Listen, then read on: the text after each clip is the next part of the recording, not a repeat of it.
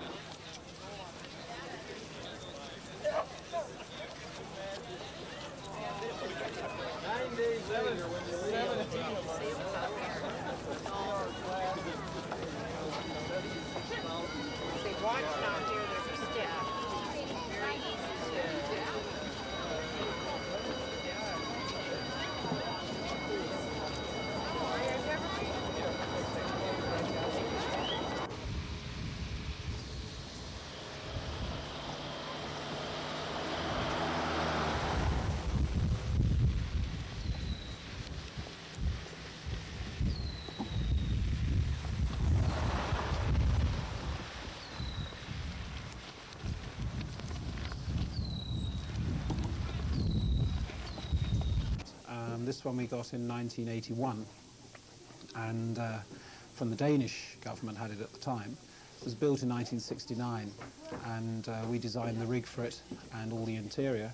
And so basically the engine came from Britain in the first place, the hull was built in Sweden, and we built all the rigging and fitting out. It started off being built for a chap as a private sailing yacht, sailing motorboat. And we use what we call trawler yachts, which is using a conventional trawler hull, which is a good, safe and seaworthy hull, and then fitting it out as a private craft. And it started off like that. But the problem was that the cost of doing it was so great that the chap who'd started it couldn't finish it. We don't really know quite what they used it for. It wasn't used for conventional fishing, although the hull is the hull is probably basically a design that is several hundreds of years old and has evolved. So it's a way of incorporating old and new hull design and factors. Obviously, a couple of hundred years ago, they didn't have an engine, so there's a certain amount of modifications there. On the other hand, the basic hull shape is in essence virtually the same as a sailing trawler of 150 years ago working from Scandinavia. It's a safe modern ship. We have watertight bulkheads. It's completely sound. It was built in excess of Lloyd's 100A1. It's currently surveyed as the past as being all in perfect, as good condition as it could be. We have a very powerful main engine. So in danger, no. But we've been in some very heavy weather, but we've not been in a situation where we've ever felt threatened. Quebec had been asking us for some years to come across the Tall Ships Race and to stay on in Quebec for a while, and last year we decided in the end that we would. So we came across to Canada, but our intention was not to just come over and do the Tall Ships event and then leave. We came across to Canada, really enjoyed ourselves in Quebec, stayed there a few months, then decided to sail up the St. Lawrence and have a look at the Great Lakes, which is what we're doing. And we spent the winter in Rochester, so we were only really just inside the lakes. We were in Ontario at that stage. We felt we'd had a look at the St. Lawrence. We'd like to spend this year looking at different places around the Great Lakes and enjoying ourselves. And obviously we're very attractive to the general public. We thought it would be interesting to come up across Lake Erie, Huron and Superior, and Duluth's about as far as you can go in that direction.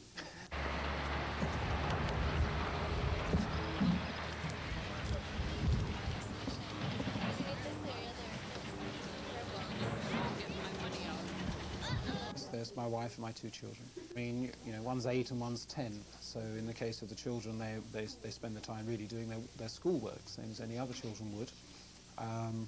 We either have them in a school when we're in an area, or alternatively we take a teacher with us. This is what we do a lot. In the case of my wife, she can speak for herself. Mine, oh well, it's a bit hard to say because I was born in Hong Kong. I come from Dutch parents.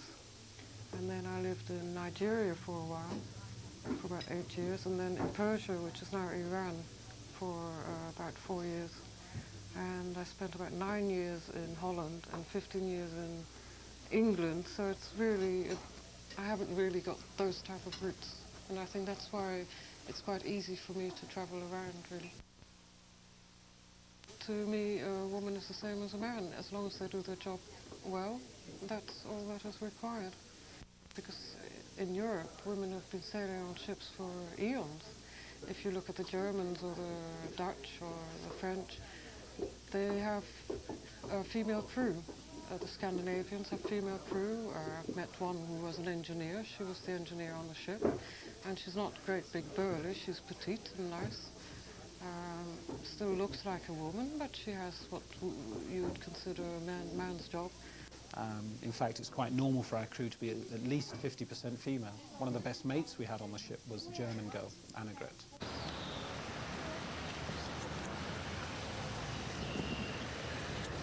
Dad, years ago, was a tug master on ships, and he's always steered tugs and has his own tug and that. And I used to be at the sort of helm, you know, little boy used to steer the tug, and I thought, great, this is what I want to do. But it's a case of actually finding the ship and actually doing it.